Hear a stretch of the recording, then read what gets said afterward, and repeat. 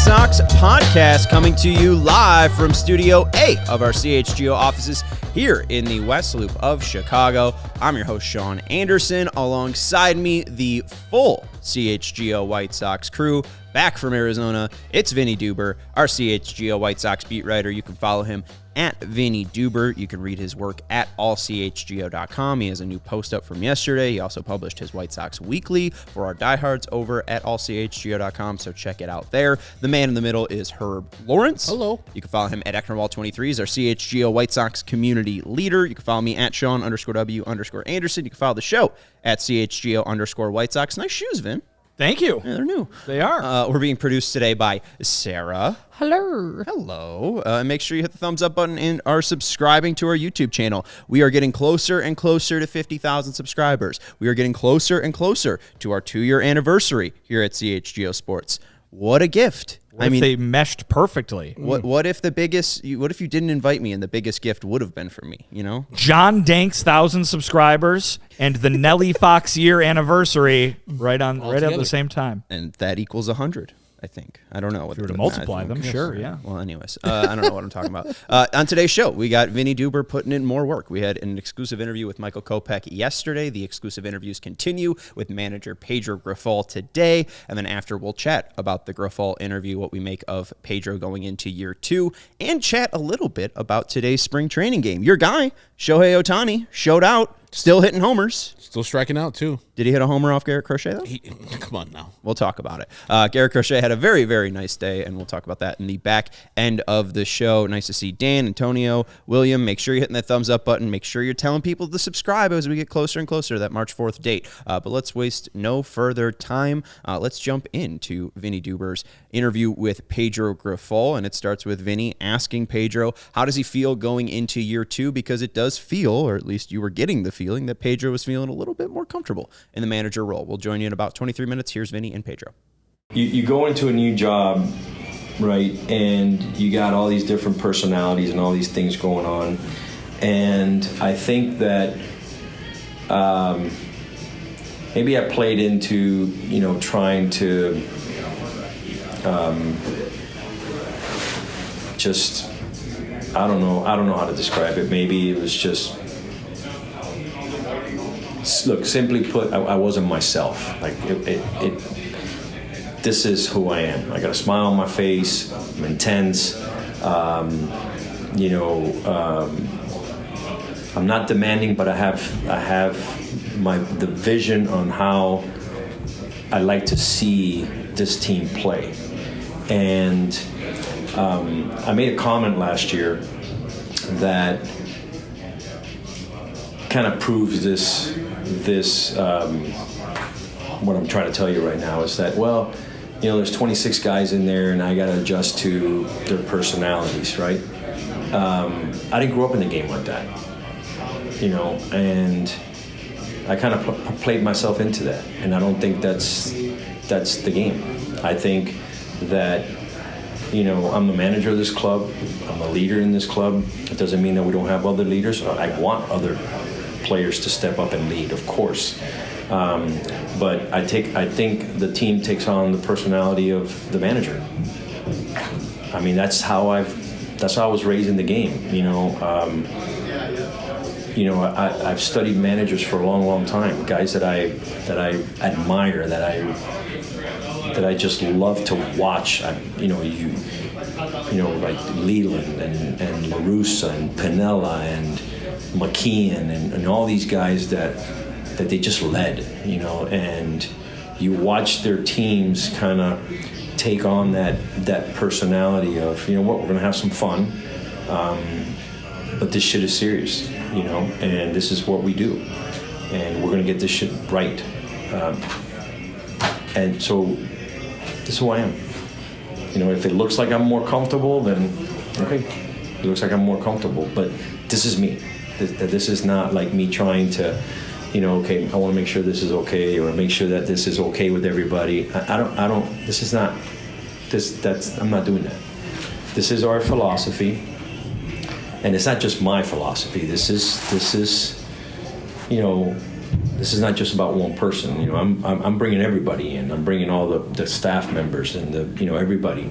But I'm putting it in play, and I'm just being myself. So this is it. I don't know if that explained it correctly, but I'm just being. This is who I am. So if it means that it looks more comfortable, so be it.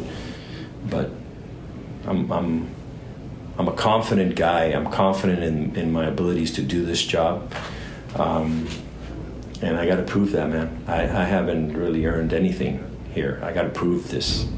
But the good thing is that it's not. This is all of us together doing it. This is, I want everybody to be themselves and be comfortable. But there's a way we got to play the game that I believe in, and that's what we're going to do. That's a perfect segue. The fast. Where did that come from? Was it just a focus of developing that this offseason, or is that something that's kind of been in the works for you personally, maybe just in your mind for years now? It's always been in my mind. I've never articulated it this way, right? I can get really corny with this stuff because I go back to when I was in college and sitting there with Eduardo Perez and we're waiting for a game the night before and we play, back in the day it was Nintendo or some shit like that, right? And my team was always the Cardinals, and I loved the Cardinals. It was, it was just a fast style of play. It was I loved it, right? And catching all these years, I know what that brings to the table as far as the pressure, constant pressure. It creates, tension. It creates mistakes. Good teams put that pressure on consistently. Now, I get it if you don't, if 1 through 9 are not guys that can really play fast. I understand it. That's why there's more to it than just speed. Pressure is not just speed. Pressure is playing fearless, playing really, really, really aggressive. Like whether it's at the plate, whether it's on the mound, or whether attacking the strike zone. We're attacking. We're getting guys out of less than 3 pitches. We're attacking at the plate, but we're relentless with the strike zone, like yesterday, right? Part of fast is technically sound. It's detailed, right? It's putting together great at bats. 155 pitches, 7 chases. That's pressure, right? So this is not just about how fast we are and how many bases we steal. That's not what this is about. There's a lot of things that play into this. However, we describe all these things with one word, right? We just gotta play fast, and they know it already. They know what it means. They know it's aggressive. They know it's detailed. They know that it's it's fearless. Go make mistakes. Just go out there and have fun and play the game and make mistakes, and we'll fix them. And over time, we'll see that list, like I was talking about. We'll see that list just dwindle down, and then we're playing, flawless baseball. We're playing really good baseball with eliminating the mistakes. We all know that the team that makes the most mistakes is probably going to lose. But at the same time, you can't go in there saying, I don't want to make any mistakes. No, we want to play fearless and eliminate mistakes. And you got to get to a level where you're really, really confident and enjoying this thing to be able to do that on both ends. You reminded us at the beginning of camp that you were Chris Gatz's hitting coach back in Kansas City. We talked to Mike Moustakas. They played on the same infield. I talked to JJ Piccolo at the media day thing. It seemed like everybody in Kansas City knew that this was a possibility for Chris, even when he was wearing a uniform there. Mm-hmm. Is that the vibe that you got back when you knew him as a player? I mean, you never know where your career is gonna take you. I mean, who knows? The game just grabs you and takes you where it wants to take you. However, he was going to stay in the game if he wanted to, right? Whether it was as a coach, manager, general manager, farm director, whatever, because he has that type of ability. He sees the game really well, really well. My interaction with him this spring has been really good and impressive, right? It's almost like he's watching the game from above, but he understands the speed of the game in the dugout and on the field, which is critical to evaluating, and it's critical to assembling a club. And it's also critical to, just the patience that you need to have throughout 162 games. He doesn't overreact. When we talk about certain things, it's almost like he understands exactly, what's going on. So he has the patience necessary to get through 162. Whether it's in his front office or in that clubhouse right there with a lot of the players he brought in this offseason, a lot of Kansas City ties, right? And yourself included, even though, the previous regime was in charge when you were hired. Folks have reacted in a way like, oh, wow, that's a lot of Royals. That's a lot of Kansas City influence in here. That team obviously accomplished something great, in 14 and 15. At the end of the day, what about that organization and the way it's run is worth emulating? I don't think you ever go out and say, okay, I'm targeting Kansas City for new hires. You target a group of people that you interview, and you pick the best person that best fits your system. And when somebody's been hired here that's coming from Kansas City, they're not the only person that interviews. There's been 3-4 guys interviewed for every single job that we've hired here, right? So you're not just targeting an organization. That wouldn't be the right thing to do. However, familiarity is really important too. Knowing what a person brings to the table exactly, and having some familiarity with how they do it, and then implementing that vision into your style and what you want. If it fits, it fits. If it doesn't, it doesn't. I mean, Josh Barfield came from Arizona. His personality, his vision, his philosophies, all that stuff fits. Paul Yanish came from Rice. His personality, his vision, his philosophies, his experience fits. So I mean, you try to hire the best guy, but it's not just the smartest guy, or it's the guy that you feel that can impact your organization, in a way that you want to see it run. So I don't see a problem with it. I just because I know that we're not just interviewing one person and then we're bringing them in, just because, oh yeah, Kansas City, let's go get them. No. But to get back to the other part of your question, what did you like about Kansas City? I said, well, I got the pleasure of working for Dayton Moore for 10 years, right? 10 seasons. Class organization, complete class, prepared, vision, creative. So I know how they did it there. Now, you can say, well, you only won a couple years, but you didn't do it. Well, I mean, that's part of a small market.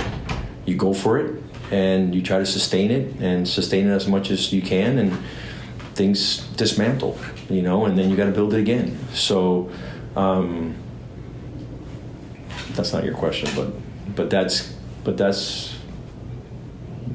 the Royals were about. Yeah, we didn't win the last few years, but wasn't that we weren't heading in the right direction. You know, Dayton was doing a really good job. You know, it's just that, you know, you don't see what's happening down below. You only see, you know, the wins and loss column, but, you know, it was slowly trickling to where it's supposed to be, you know.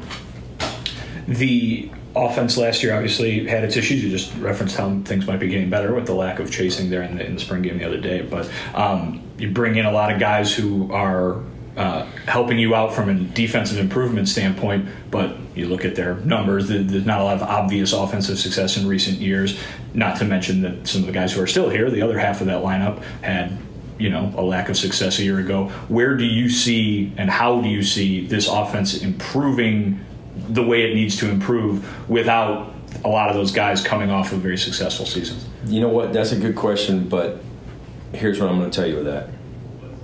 Paul DeYoung has done it before. He didn't lose it. It's still there. It's our job and our responsibility to unlock some of that stuff that he used to do. And he's done a really good job of putting himself in that position and open-minded and completely trustworthy of the process, right?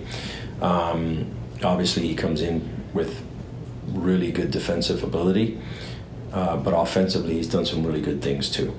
So we'll see where that goes. I have a lot of confidence in Paul DeYoung on both sides of the ball. Nicky Lopez, we know his defensive abilities. He hit 300 in the American League a few years ago with a 365 on base. The other day against the Cubs, he put together 2 really good at bats and won like a 7 or 8, 9 pitch at bat. That's who he is. It's our responsibility and his responsibility to make sure that he stays within his game. So they're a complementary piece to this lineup, right? Maldonado, I don't feel like he's a 180 hitter. I don't. He's got bat-to-ball skills. He makes contact. I feel like his approach was a little off. You know, he was trying to hit home runs, and, you know, I talked to him about it already. I told him, I said, you know, why did this happen? And he goes, well, I was just trying to hit home runs, and, you know, I don't run, so when I get on base, you know, and I'm like, well, there's a lot of other things to think about you getting on base. You know, the more you get on base, the more we turn that lineup around. You know, that's important. So he understands his role, and it's not just to hit home runs. I don't really care if he hits home runs. On occasion, a home run, great. But I do want you to think about getting on base. I do want you to walk. I do want you, because the more he gets on base, the more we turn that lineup around. I want to make sure every single day that we get the top 4 or 5 guys in the order hitting 5 times. That's a goal of ours. That's what we look for. How do we do that? We got to find a way to get on base. You know, so who's Paul DeYoung? This is what you got to do. Who's Nicky Lopez? This is what you got to do. Who's Martin Maldonado? Here's what you got to do. You're complementing this lineup. Benintendi, here's your job. You know, Moncada, Robert, Eloy, Vaughn, there's your job, right? So everybody has a responsibility in that lineup. And we got to every day go out there and try to execute that responsibility. You know, it's not a one-man show. It's 9 guys trying to put together, you know, something that allows us to hit 5 times in a baseball game. Asked you a version of this question a few different times, but I really want to hammer it home for folks who are going to be either watching or reading the box score of spring games for the next month. You've said numerous times it's not about who has the best stats in the spring when it comes to making the roster. So what is it that you guys are looking for to make those determinations so fans can maybe look for similar things when they're watching? What do they bring to the table to help us win baseball games? What are they willing to sacrifice for this team? That's what's going to get you on the team. What are you willing to sacrifice for this baseball team? And what do you bring to the table every single day to help us win baseball games? And you better be a good teammate. That's it. That's exactly what it is. And we've all heard Chris's message. Trust the process, be a professional, and execute. This is the big leagues. This is not the minor leagues. In the minor leagues, trust the process, be a professional, and we're working on your execution. This is the big leagues. Trust the process, trust yourself, trust your teammates, be a professional, and you got to execute. Plain and simple. Hard to do, yeah, plain and simple. Last year we heard a lot from, whether it was you, Michael, or any number of other people, talking about how, he was having pitching issues on the mound, but he was also dealing with, some hurdles in the mental and emotional aspect of the game, getting over those in games. Have you seen progress on that front from him this spring? Completely different guy. Yeah. Now, he's throwing a live BP today. He'll be in the game soon. But you want to talk about having a great offseason? This guy killed the offseason. I mean, he absolutely crushed the offseason. And man on a mission. That's what it looks like. Execution. It's the big leagues. So, but he's a man on a mission. Really proud of him. I'm really proud of him. We are. This whole organization is. He dedicated himself this off season to his craft and to being the best he can be. So I'm really proud of him. Now he's got to go execute.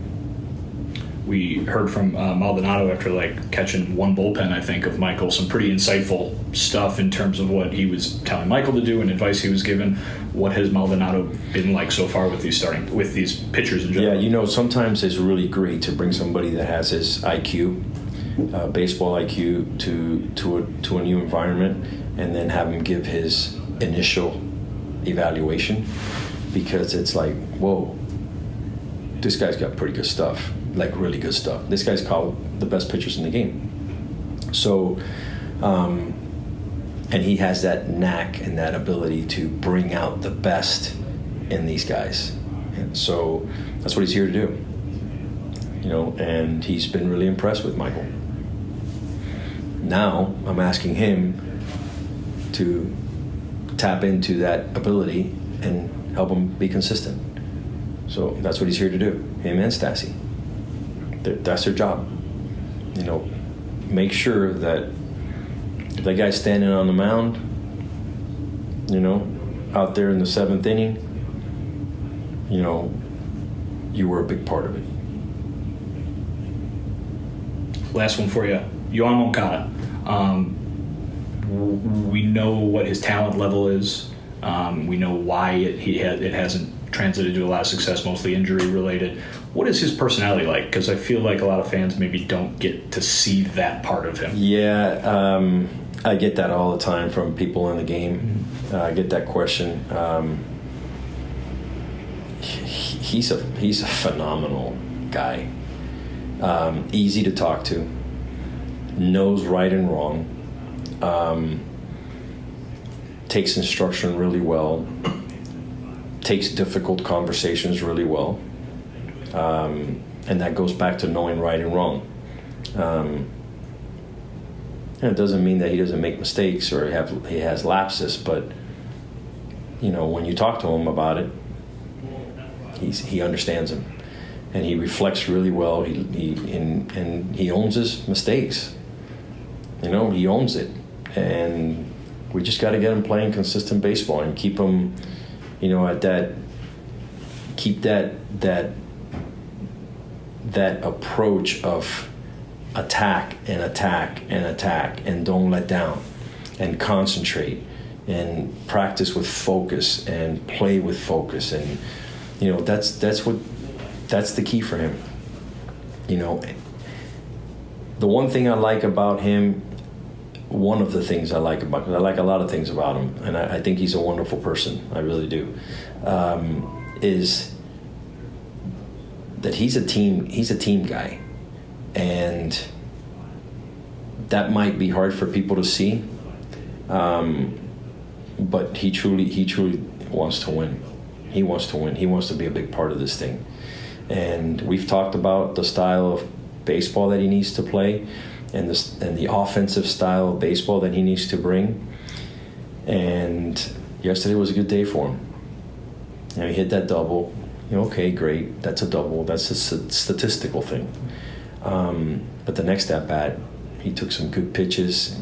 He ran that pitch count up a little bit. We've seen that before. 84 walks in a season. We've seen it before. So I'm going to be pressing on him pretty hard because I know the ability that he's got, and I know the impact that he can make on this team and this whole organization. So we're gonna be pressing him pretty hard. That was about 23 minutes of White Sox manager Pedro Grifol with our own Vinnie Duber. We'll have reaction to it in just a second, but we want to take a break and let you know about our great advertisers, like our friends over at Monster Jam.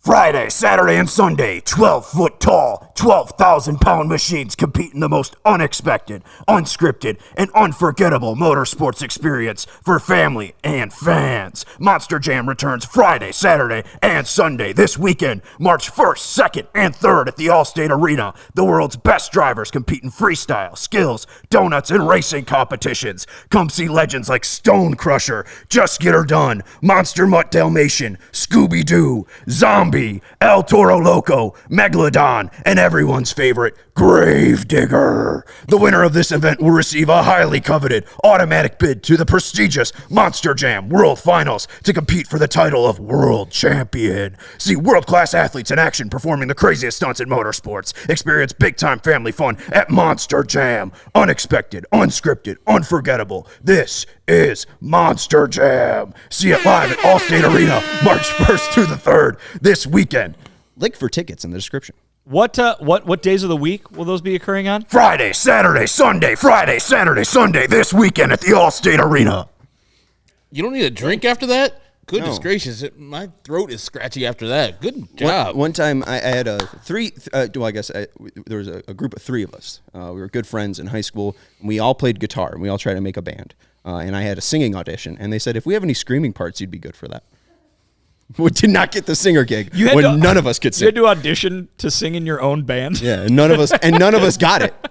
And we never did the band, and we didn't play a single show because none of us could sing. All right. I got to do the other read. Doesn't stop some bands. Yeah, that's true. Hey, but those, who's the worst band that made it with a bad singer? Who's the worst singer that people would actually know? That Vince Neil band. What is that band? Motley Crue. That one. Okay. I love Motley Crue, by the way. He just yells. Can you name two? Nikki. Huh? Nikki. The main guy. All right, here you go. Nikki Sixx. Wine. Yeah, Nikki Sixx. And then the drummer was the one that married, Tommy Tommy and Pam. There you go. Herb, the egg is all over your face because you were just singing a Poison song. Same thing. So Bret Michaels is your answer. But even every rose has its thorn. He belts that one. None of them are Chris Cornell. No, they're not. No one is. We want to let you know about our friends, too, over at CIRCA Sportsbook.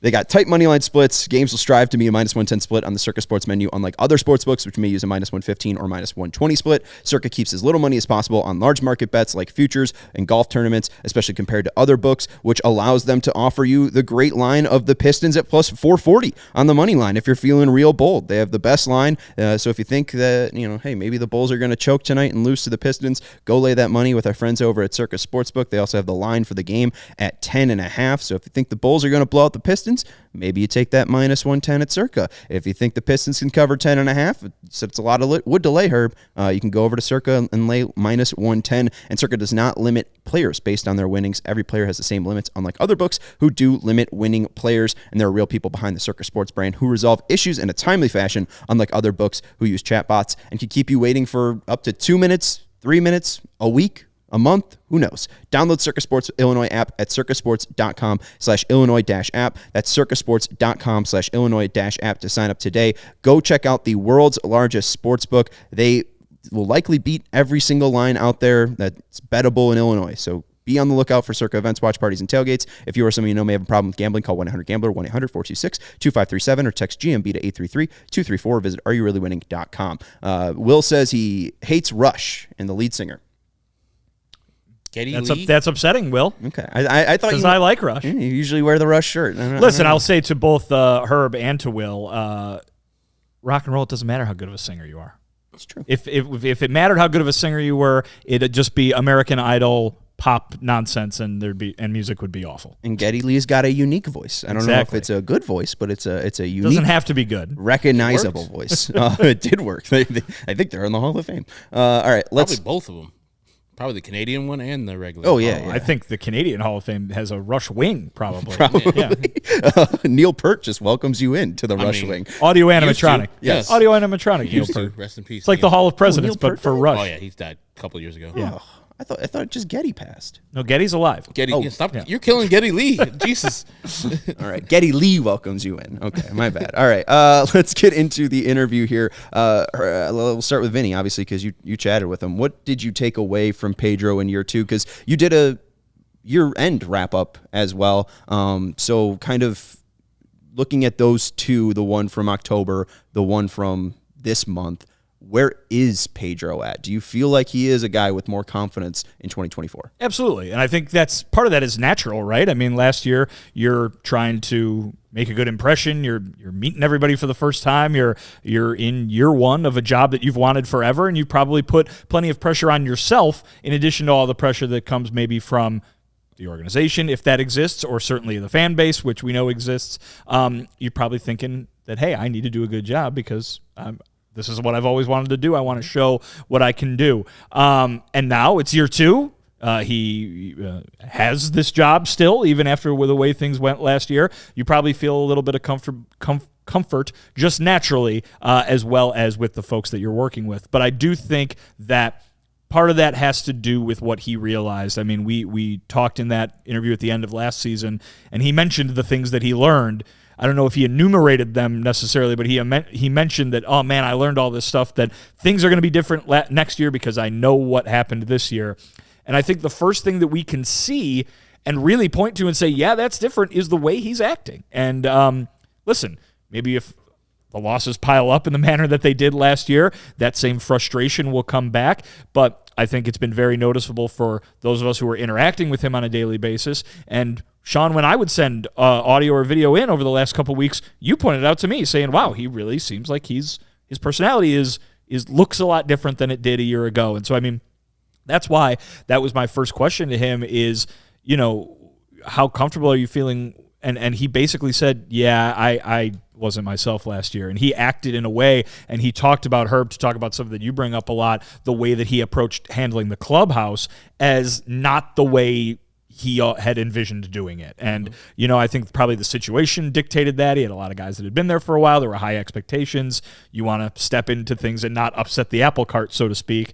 But I think after a year, he knows that, hey, and again, now the expectations are a lot different this year than they were a year ago, but he's going into it saying, hey, I'm going to do this the way I want to do it, and whatever happens, so be it. I think that's the attitude that fans probably want the person that gets hired to have in a vacuum, certainly now that you've got the year that you had with him and the results that happened. Obviously, the fan feeling is what it is, as you can tell from reading our comments here, but I think that it is going to be different, or it is different currently in the way that he is acting in that clubhouse. And for that being one of the many, many things that went wrong last year, maybe this different approach is a way to fix that one element. It obviously won't fix everything, but it's maybe one way to make things better or build that foundation that the team keeps talking about as we look at this as more of a long-term project.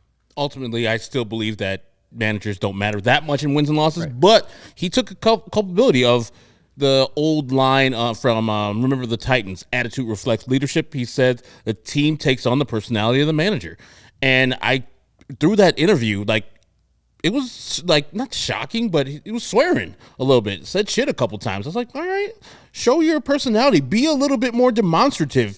Last year, I think he, as Vinny said, he was just trying to fit in, trying to, this is my first job. I don't want to mess up the apple cart and mess up what they have going right here, even though it was an 81 team that he inherited. He just wanted to say, these veterans can do what they want. Now it seems like he realizes that he has to be the sole leader initially, and then he said, I would love for other people to be leaders, but I am a leader. I am the leader of this team. And that's a good stance to have coming into camp. And it seemed, I don't speak to Pedro ever, but I remember you sending in tape last year of Pedro, the whole interview after he got hired. Of course, that day he's going to be happy, jovial, doing things. Seems like it got a little more grit. That 61 and 101 year probably put some toughness into him. So good for him.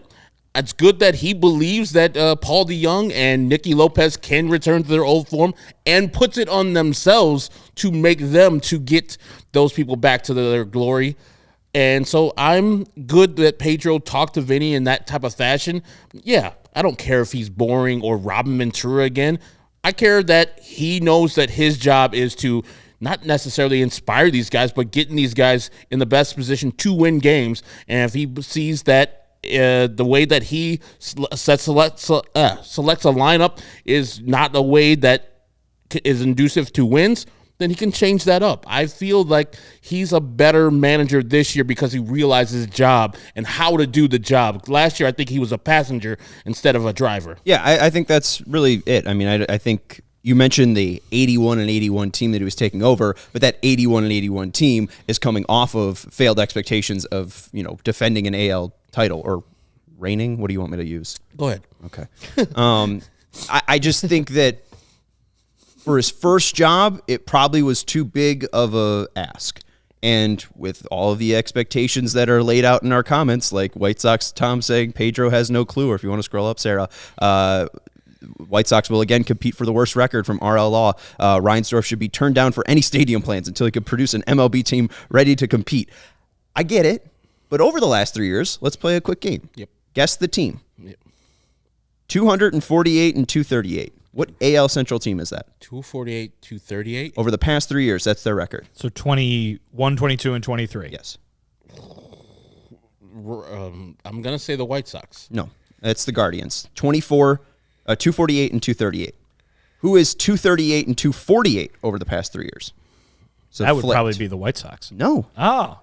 That The would then Royals. have to be the Tigers. No. The Royals. No. The Twins? The vaunted Minnesota Twins, No who won way. 70 games, not even over 80 games in 2021 and 2022. The White Sox, 235 and 251. So over the past 3 years, the White Sox are third in the AL Central with one first-place finish, a second-place by 3 finish. games, too. Right. They're only 3 games worse than the Twins. A second-place finish, and then a fourth-place finish. They didn't even finish last year. No. The AL Central is horrible. So you're giving this team no expectations, hopefully a manager who's more comfortable, and like Herb said, there's 26 other guys who matter more than him. Like, if Luis Robert is healthy, Eloy Jimenez is healthy, Andrew Vaughn's healthy, Yohan Moncada's healthy, right? They're keeping Dylan Cease for 20 games. Michael Kopech's the all-star.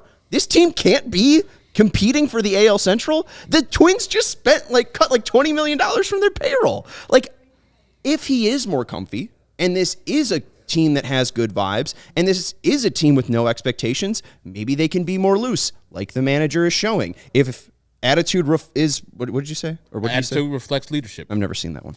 Remember the You've Titans? never seen Remember the Titans? Oh, No, man. Attitude reflects leadership. Like, maybe we will see this attitude be a little bit more loose. Maybe we will see these players come together a little bit more, because we even heard from Liam Hendricks that it seemed like it was a tense locker room in 2023, or at least 2022. I don't know when he exactly ran into those comments from teammates, but Steve Greenberg had the piece in the Sun-Times. I'm not saying I'm excited for the White Sox in 2024. I'm not saying they'll win 80 games. But I think if you're asking me, will they win over 62 and a half games? Absolutely. Like, that is such a low bar to set for a team in such a bad division. Like, they just need to play cleaner baseball. And I know it hasn't been pretty baseball through the first couple spring training games, but it's been 5 spring training games. We're not even near the end of spring training yet. So, like, It's not even March. right. It's not even March. So, like, I'm just excited to see what will this team truly put out on the field, because I think it hopefully will be cleaner than last year. Yeah, but again, too, I mean, I think the comments reflect this, and I think it's interesting that you jumped the way you did, not because it's wrong. At the end of the day, you want to know whether the team's going to win or something, right? But we don't put this Pedro interview up there in its entirety to try to convince everybody that the Sox are going to be good, right? Yeah. It's not up there to say, because every comment that rolls in is you don't like Pedro because the team's not winning. You don't like Pedro because the team's not winning. Why are we watching this? Why are we listening to this interview? The team doesn't win. What's the matter with that? It can just be a story. Mm-hmm. You know what I mean? Watching the evolution or listening to the evolution of the manager of the team that you follow is interesting.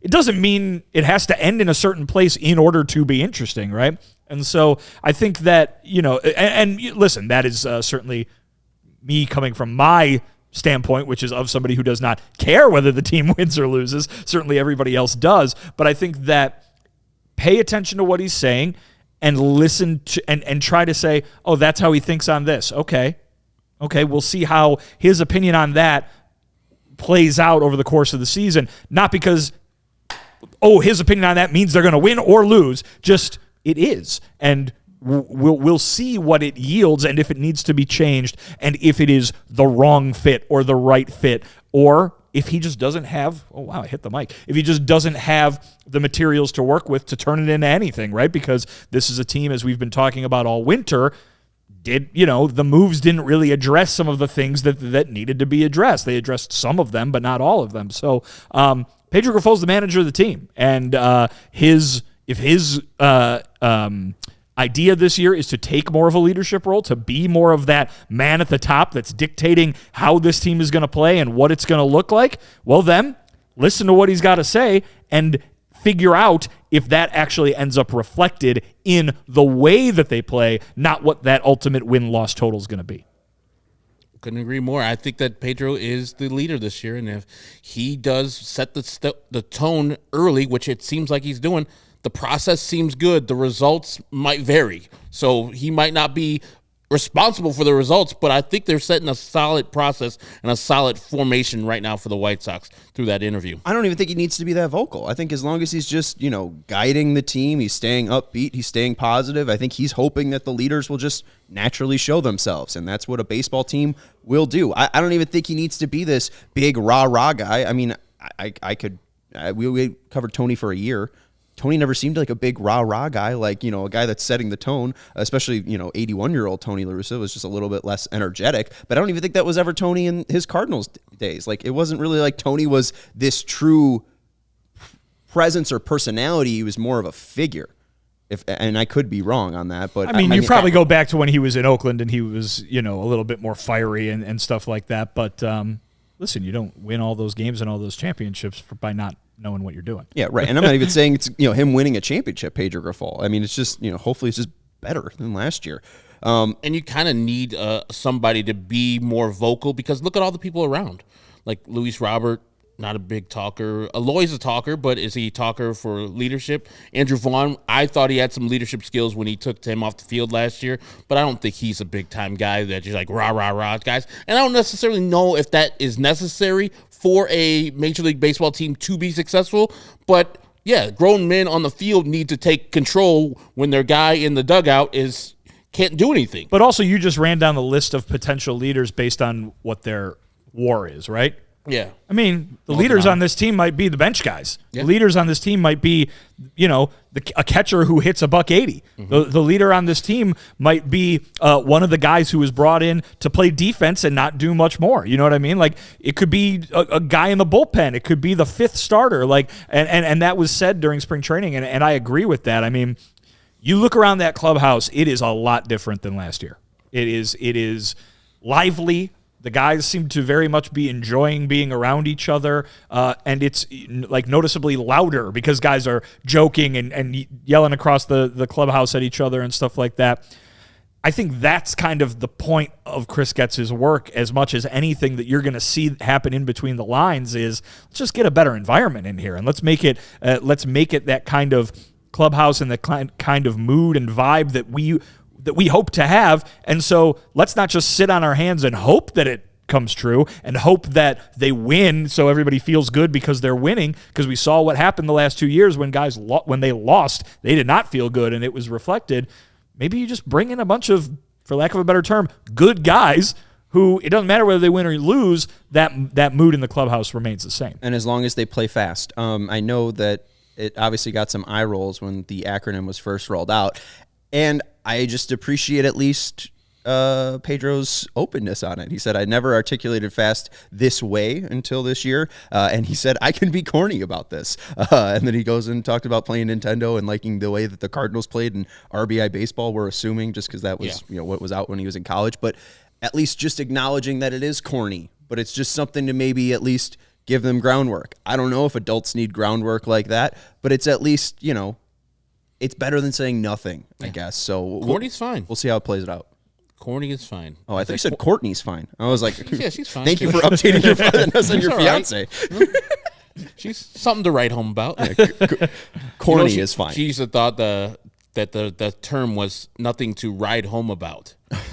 Yeah. Why do I get in my car? Like you've got breaking news. You need to hop on your horse and nothing to ride home about. Yeah. Bust it home. Stay home, Paul Revere. We don't sorry, bus tossing Courtney out here. I'm sorry, Courtney. Getting bus tossed when you're malaprops. The only thing I needed to throw out, too, that I disagreed with Pedro Grifol on was Martin Maldonado hitting homers. I knew you wouldn't like that. Well, I was sitting there. I was sitting across the desk from him, and I heard that, and I'm like, oh, God.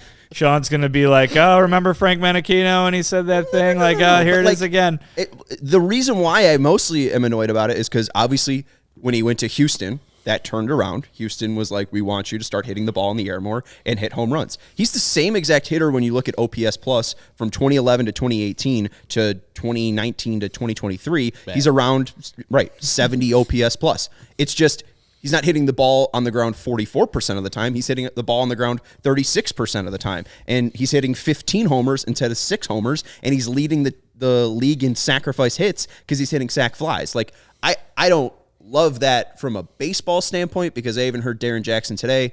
Len Kasper brought up on ESPN 1000. New Brewers manager Pat Murphy said, I'm never going to bunt. Through 162 games, you will never see this team lay down a bunt, whether for a hit or a sacrifice. And he asked DJ, what do you make of this? And DJ said, I was talking to a White Sox baseball official who said, we actually think that there's a little bit of, let me actually I pulled it up here, so I'm sorry. I did pull it up and it's not there. Basically, a step further, and they'll have a competitive advantage, right? Like, if teams aren't doing this, like the Brewers, we'll have a competitive advantage because teams aren't really expecting this or playing into this, so we would be for bunting. I think what DJ was more mentioning was, he was like, I saw Willie Stargell bunt for a hit. I saw Mike Schmidt with 500 home runs hit. This is your DJ impression? That's my DJ impression. It's really good. I worked on it for a very long time. So DJ was more saying bunting for a hit maybe is a place where the White Sox can gain a competitive advantage. I don't think it's going to be Martin Maldonado, but it does seem like at least Pedro's for batting average over slugging percentage, getting on base over hitting the ball over the fence, which I would say I'm iffy on. I would say you've already reduced it to a point where it's probably past what he meant.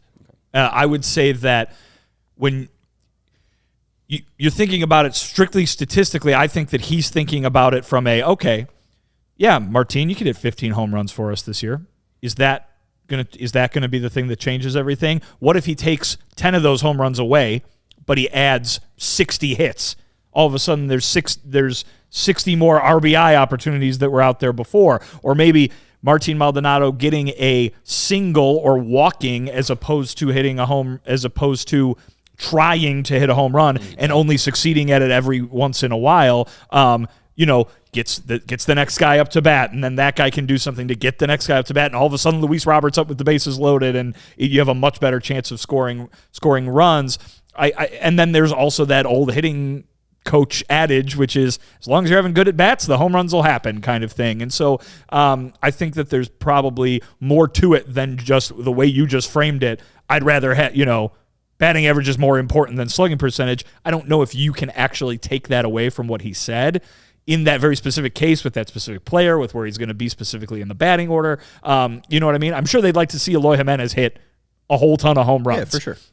But Martin Maldonado did not come over here with a 180 batting average, but 40 home runs. You know what I mean? It's 15 home runs. Now, granted, we've had recent seasons where that would have been a lot for a White Sox hitter, but my point being that, maybe that in this specific scenario, there's probably pluses and minuses to either side of what you're talking about. And I agree that I don't necessarily agree with Pat Murphy. As a anti-bunt guy, I don't necessarily mind if you bunt for a hit and it doesn't work out. No, I mind the sacrifice. Now, DJ talking about bunting more for the White Sox. You know me, I am not a fan of that because that means like bunting a guy from first to second. But for the Martin Maldonado thing, I want him just to be the guy that he was last year. If he hits 15 home runs again this year and hits only 185 and catches and leads the pitching staff and is the leader that they want, I'm fine with that. I don't necessarily want him to be on base. I know Pedro does, but I know the reasons why he wants it, because he wants to turn the lineup over. You're not the guy, Martin. Your bat is important, but your bat is important to get to the top of the order. Right. That's what your bat is for. And if you're trying to go for the downs, with 2 outs, God bless. But if you're trying to go for the downs with 1 out and you're the 8th hitter and then the next guy is coming up as a 9th hitter and you just ground the ball to second base and you're GIDP'd, we're disappointed. But you could have taken a walk there. It would have been much better for the whole team to have a better cohesive unit than you trying to hit a home run when there's 1 out. 2 outs, nobody on. Go for the downs. Or he could have hustled to first, and we could have avoided the whole thing on Saturday. We'll talk with a video about that in just a second. We want to let you know, though, about our friends over at Chevy and Leinenkugels. First off, Ray Chevy is sharing their best offers all month long with their auto show sales event. Make your way to Ray Chevrolet on Route 12 in Fox Lake to join in on the savings. As one of the top-selling Chevy dealers in the Midwest, you'll always be able to shop one of Chicagoland's largest Chevy inventories. Plus, you can find the perfect tailgating vehicle at Ray Chevy because they are offering 0% financing for 72 months on new Silverados with over 100 available. And to top it all off, they're pricing over 125 vehicles under $20,000. Seriously, can pricing get more affordable? No. That's a question. Yeah. Okay. Thank you. I know. Seriously? What? Or like jokingly? No. It says seriously, guys. Can I think pricing on cars can get more. Let me affordable. get serious. No, Sean. Okay, thank you. And everyone loves the word free. That's why this month at Ray Chevrolet in Fox Lake, you'll get a free oil change. All you need to do is mention CHGO when scheduling your oil change. Start off the new year right and schedule it by February 29th, but you have to do it within the next 2 days. We're closing in on the 29th, and that offer expires by the 29th. So make sure you head over to Ray Chevy and mention CHGO when scheduling your oil change to get a free oil change. Visit Ray Chevrolet in Fox Lake or raychevrolet.com. They've been serving the community since 1963. Find new roads. Nice shirt, man. So you guys know that I was gone for 2 weeks. Yep. And during that 2 weeks, our official beer of this show became Leinenkugels. And I was so happy because it means that I could wear my Leinenkugels shirt and drink a whole ton of Leinenkugels because I love Leinenkugels. Guys, 72 GD degrees outside today. That to me means it's shandy season. Mm-hmm. You got to love the summer shandy. It's probably one of my favorite beers in the world. You drive home to the burbs to see my folks. The fridge is always full of summer shandy, somehow even in like December. So I'm not sure quite how my dad is doing that, but he pulls it off. He must have a hookup somehow. Now you have a hookup because you can go get Leinenkugels, and you should whenever you want. Guys, it's just fantastic beer. I love it. I love going up there to Wisconsin. I was at the Summerfest a couple summers ago, and you grab one of those Wisconsin-only Liney's Originals. You sit and you're watching the Black Crows, and you're like, man, this is great. But they got all sorts of stuff. It's not summer technically yet, even though it feels like it outside. But you can go get yourself the Honey Vice. You go get yourself what I'm drinking, the Sunset Wheat, which just tastes delicious. Any number of wonderful beers. Lakeside Cherry that Herb's drinking. Lakeside Cherry. Haven't gotten my hands on that yet. Guess what I'll be drinking on tomorrow's show. But it's just fantastic. I mean, guys, more than 150 years. German brewing traditions, which, that's good, with Wisconsin innovation. And when I heard Herb say the phrase Wisconsin innovation on the show last week when I was listening to this, I'm like, millions of things popped into my head. Cheese curds. Already mentioned Summerfest, obviously. Indoor water parks. And now Oh, well, not now, for the last 150 years. Leinenkugels, of course. So go ahead and get yourself that. I need to bring up the call to action here. You can flavor life's simple moments with Leinenkugels, the official craft beer of your Chicago White Sox. Go to Leinie.com/CHGO to find delivery options near you. That's LEINIE.com/CHGO. Or pick up Leinenkugels pretty much anywhere they sell beer. I know you can get it over at the Jewels. Leinenkugels, flavor the moment, celebrate responsibly. The Jacob Leinenkugel Brewing Company in Chippewa Falls, Wisconsin. First indoor water park in the U.S., the Polynesian Resort and Hotel in Wisconsin Dells. Been there many times. Opened in 1989. Can you tell me where the first indoor water park period was opened? Wait, that was the first one in where? U.S. United States? Korea. No, 1977. 1977. Budapest. No, not Budapest. They're known for their bathhouses. I just figured, I don't know. It's a good guess. I'll say Very specific. It is. 1977. So it's not Dubai. All that crazy stuff is in Dubai, but not in Dubai. the 70s. Let's go with Germany. Close. Austria. Poland. Close. France. North. The Netherlands. Italy. Switzerland. Switzerland is not north. Is it not close? Is it not It's close, but it's not north. Is it not north of Germany? Switzerland's between Germany and Italy. Yeah. Oh, I didn't know that. It's neutral, too. It's good to know. They have good knives there. All right. I'm Swiss. And chocolate. Oh, you are. I am Swiss. 25%. Oh. What are you 25% of? Not Swiss. Let's jump into some more Martin Maldonado and spring training talk. We also got some Garrett Crochet stuff before we wrap up at about 6-ish. We also got Bulls pre or post game coming. They're taking on the Pistons later on today. Also, again, just to finalize the Pedro stuff, Vinnie Duber said, I like the Pedro Grifol clickbait. It's not clickbait. He literally says he's gaining more confidence in year 2. That's not clickbait. That is we took that from Pedro Grifol's words. So just because you don't like it doesn't mean it's clickbait, folks. All right. So Martin Maldonado doesn't run out of grounder on Saturday, or was it Friday? That was Friday against the Cubs. Yep. Doesn't run out of grounder, addresses the team about not running out that grounder. We praised Oscar Colas for running out a grounder and actually beating it out and getting a single and getting on base. That same game, Martin Maldonado does it. Nobody really noticed as the game was broadcasted on TV, except for maybe the White Sox dugout. Well, and I think that's what Pedro said Pedro talked to us about on Sunday. Maldonado actually talked to my colleagues while I was talking to Pedro on Sunday doing the interview we just played.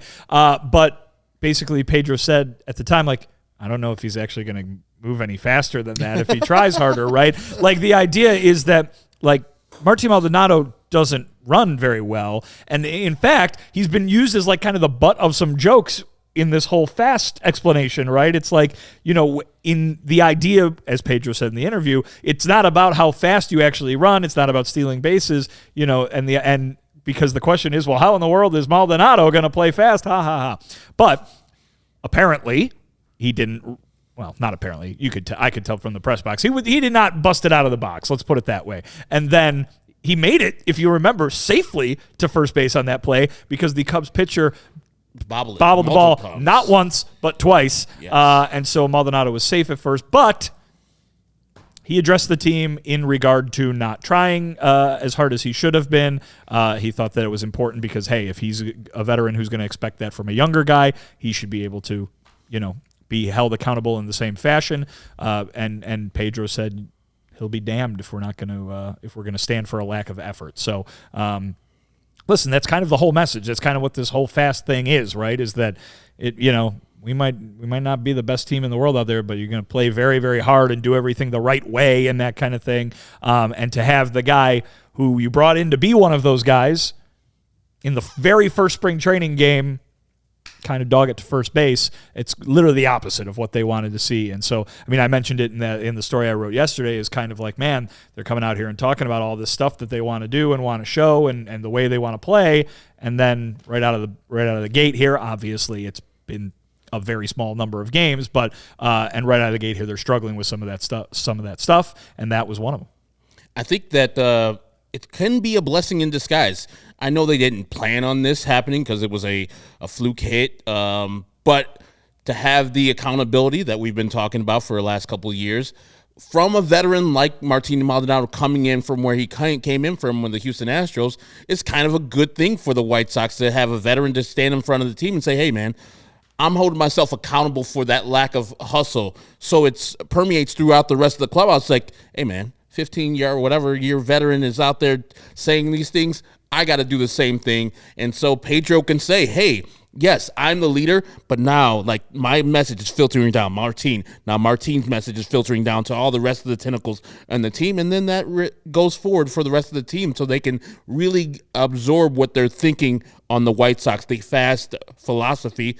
And if a guy like Martin Maldonado, who's made, and those people know who he is, and Pedro really didn't take him to task there, and he held himself accountable, as we said. We didn't really notice it because we're sitting here watching the broadcast. You said you saw it up in the clubhouse or in the dugout or press box. Yeah, and so it's like a thing.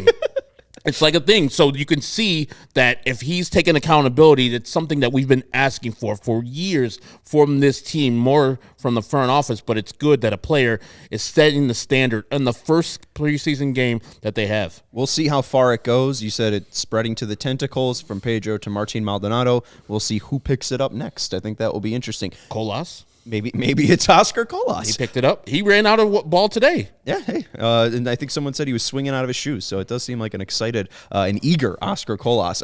We have another break. Let's make sure we hit it, and then we will get into one final question. You guys got your singing voices ready? We do.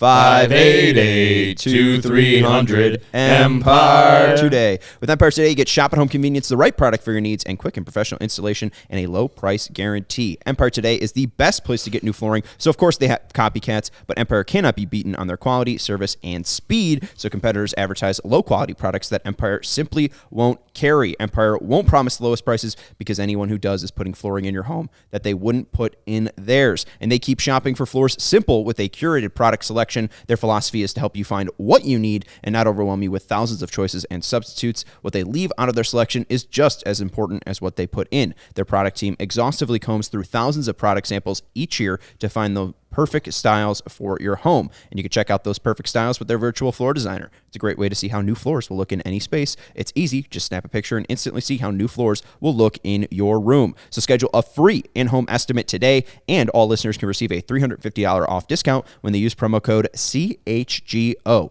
Restrictions do apply. See empiretoday.com/CHGO for details. Again, all listeners can receive a $350 off discount when they use promo code CHGO. And we also want to give a shout out to Marcos, who mentioned that he's going to be heading over to a takeover, Herb, for his 40th birthday. He's excited to be joining us on May 27th. We're excited to see Marcos, and why don't you tell people who can, how they can join Marcos and us? We got 3 takeovers this year, as Marcos is going to the May 27th one on Memorial Day versus the Toronto Blue Jays, or you can go to the June 24th one versus Shohei Ohtani, Freddie Freeman, etc., and the Dodgers, or the Cubs, August 9th, where they'll have post-game fireworks.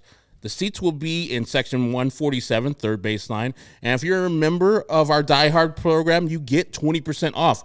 Like Marcos, like Melissa, like Sam, who are all going to the game, and they got their 20% off. If you definitely need those codes, it's on our website. So go to allchgo.com, log in as a Die Hard, and it will lead you to the link for the 20% off and the actual promo code that you have to use as a diehard. Go to CHGO White Sox Twitter page. Also, it's our pinned tweet on the top of the page. Also want to tell you, today and tomorrow, 30% off selected shirts, hats, cups at the CHGOlocker.com. I got one shirt on right now, the CHGO Chicago Skyline shirt. This is 30% off right now. The shirt I wore yesterday, the Script CHGO shirt, 30% off right now. So both of our hats. Both of our hats, the dad hat or the CHGO flag hat. CHGOlocker.com and get your 30% off today and tomorrow. Oh, there's another shirt, Fire shirt. There's a Sky shirt. Oh, right no, there, we're having a fire. Off. And there's sale. I see what you said there. 30% off is automatically added to checkout. So stock up while you can at CHGOlocker.com. I have this shirt, actually. Oh, thank you. Nice It's catch. much bigger on me. No, but seriously, 2X, that's only like medium. Just even on Am I top of giving that, this back? you can get a. I'm not shimmying into it. It's a size small. I don't know. But even on top of that, too, our hoodies, my favorite thing to wear whenever it's clean. First thing I pick out, you can get that for under $40 right now. And those discounts automatically apply. So just start adding stuff to your cart and watch the savings roll in. Mm-hmm. I'm a big fan of the glass pint glasses as well. During the holidays, I gave 2 of them away to some of my family members, and they are back in stock. So people should check that out too. Very cool. And you got the Script of Bulls CHGO shirt. I do. I'm going to the lovely game tonight, so it's very exciting. Go Bulls. And hey, hopefully they'll get a win. Someone's got to win. And then cover that 10.5. Someone has to win. All right, we are late to ending the show, but I just want to wrap up on Garrett Crochet because that happened today. We can obviously always talk about it more tomorrow. This is from Chuck Garfien, who was out at spring training today. It was good to have this because William asked how long did Crochet go. It was reported that he would go an inning. He ended up throwing, I think, 7 pitches in the first inning, so they let him go out again. He faces 4 more batters, 7 batters in total, through 34 pitches and an inning in 2/3. The biggest thing that stuck out to everybody and their mother is him, Garrett Crochet, striking out Shohei Ohtani, looking on reportedly what was a 100-mile-per-hour pitch at Camelback Ranch. We don't have StatCast for Camelback Ranch. I don't know how the Dodgers haven't paid the money to install StatCast at Camelback Ranch, but they have it. What do we make of Garrett Crochet right now after we first saw him in an actual game action? Do you read into it at all? No? I mean, it's good to see him strike out Shohei Ohtani. It's better than him giving up a home run, and Shohei Ohtani was not too impressed. He was very impressed. He wasn't swinging at that ball at all because he knew it was right past him, but it's a spring training start. It was Shohei Ohtani's first at bat in the spring training, so I'm not going to put too much weight into it. I just want to see him finally get to like 5 innings. If you're going to be a starter, be a starter. So I won't put too much eggs in the Garrett Crochet is going to be a good starter basket. What we heard during my entire 2 weeks down there in regard to Garrett Crochet is that this is going to be a slow process in terms of building him up. Now, doesn't mean that it can't be in Garrett Crochet's mind, it doesn't mean that it can't be completed by the end of the spring. But the idea from the decision makers, whether it's Ethan Katz, whether it's Chris Getz, whether it's Pedro Grifol, in talking to these guys about Garrett Crochet, is that we're going to see how it goes. We're going to see how it goes. So to me, today is not as important as tomorrow and the next day and what happens the next time Garrett Crochet needs to go, because what he said to us is that it's all going to be about how he recovers physically from one outing to the next. It's not, the idea too, Herb, like you said, is that he needs to get to a place where he's throwing 5 innings every time out at the bare minimum. And so, yeah, this is early, but this is a 1 2/3 inning outing. You want to see how he does the next few days, and then you want to see once he has to go 2 2/3. And then you want to see how he feels in the days after that. We are not even to the point yet where we know what Garrett Crochet's body is going to do after this outing or after the next outing, and that is what everything is riding on in terms of this being successful in the way that Garrett wants it to be. I think it's just surprising to see those numbers so early. Usually we see guys build up their velocity, and for him to immediately be sitting 97 to 100 miles per hour is surprising, when last year his average miles per hour was 96, and it was times where he'd go out and he would throw 93, 94. And he was hurt. And he was hurt, but I guess like what we've heard, or what I think I've heard from Garrett Crochet, and I think you've been talking to him more obviously than I have, but what I heard was 2020 was so uniquely specific to him, where he was able to throw a ton in Schaumburg, right, with the Boomers at that staff, and he was able to build up his velocity, and that's why he was throwing 101 and just absolutely looking like Randy Johnson from the left side. I didn't think, and I think that he didn't think, that velocity tick would come back to 3 digits on that fastball. So I think it's surprising that the first action we see is him pumping 100. And even if you got, a ton of, what's it called? Ampness to face adrenaline. Thank you. To face Shohei Ohtani, and the crowd at Camelback Ranch is roaring for Shohei Ohtani. That's going to get you 3 more miles per hour on your fastball. Like, I'm just trying to wonder how realistic this is that Garrett Crochet would be doing this in June, right? Because if he is, oh boy, watch out, because that's a real major league pitcher right there. Sure, but again, the reason you see a lot of those numbers from relief pitchers is that they know that they only have to go out and face 3 batters. Right. Garrett Crochet is not trying to be a relief pitcher, but he knew today that he didn't have to face that many more batters. But is that what a starter should be doing? Like, if they're saying, like, hey, we want you to be a starter. This is a very specific situation in which he was only projected to throw an inning or, in this case, a little more, right? I guess my point is, like, even if you're a starting pitcher in spring training, you know that you know what your expiration date is. You know the time when you're going to be taken out of the game. In June, if Garrett Crochet is a starter, his mission is going to get 27 outs in a game. That's unlikely because of his history, right? They're going to cap him, obviously, but the mentality of a starter is to go out and never be taken out. And so that's why you see, that's why people make big deals of like, oh, Justin Verlander's getting to the end of this 7th inning, and look at he's throwing darts compared to what he was throwing in the first inning, because that guy knows that he has to save himself for when he gets to the end of the game, and he also knows, okay, I'm feeling it. This is the end of my time on the mound today. I'm going to let it all rip. Yep. And Garrett Crochet, at least in the major leagues, has done nothing but relieve, in which he knows that he has to go out there for an inning or 2 innings, and that's it. He needs to get to the point where he is going out there for 5, for 6, for 7, and the mentality and what you're allowed and what you know that your body has in it is a lot different when you going out there knowing I'm going to face 7 batters. And that's going to be it. Yep. Okay. That's what I think too. I mean, I just don't understand that, though, just because that doesn't really seem like Michael Kopech isn't going out there and trying to throw 100 because he knows he's pitching an inning in spring training. But he also knows how to be a starting pitcher.